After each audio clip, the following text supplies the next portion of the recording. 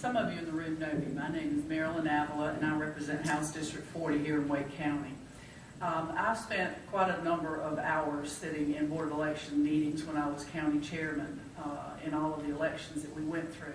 I have also been a poll worker, and I have seen fraud, and I have challenged fraud, and I know how it happens.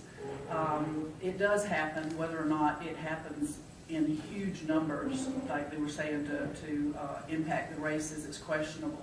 In some of the local races where it's 100 votes or so, yeah, it could very well do it.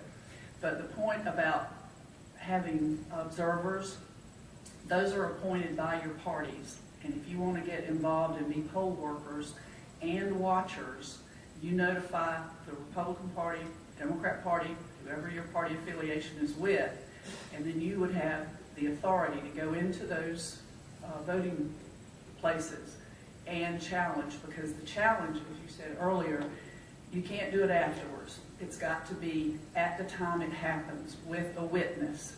So that's why it's critical when you have people working the polls as the paid people to sign those sheets of paper that ask those people.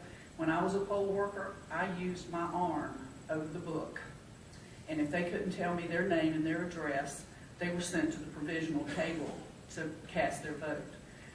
You also have an issue with people coming in to vote as someone else because they know that person is not coming in to vote.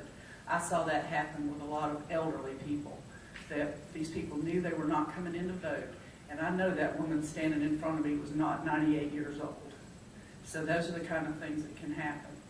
But in Wake County, in terms of the machines and things of that nature, we've got probably one of the best systems because, like Russ said, the fraud happens when they fill out the forms and get their ballot.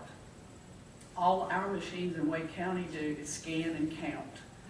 And we have the paper trail. We can go back and do recount and see and reclaim those provisional ballots because, and that's what happens with early voting. Those aren't really secret ballots because you can trace them and follow them and pull them.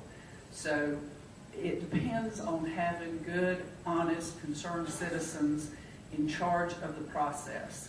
And that's what keeps the voter fraud down. So I encourage all of you to get involved and get training. There's training for all of the ins and outs of being a poll worker and a watcher.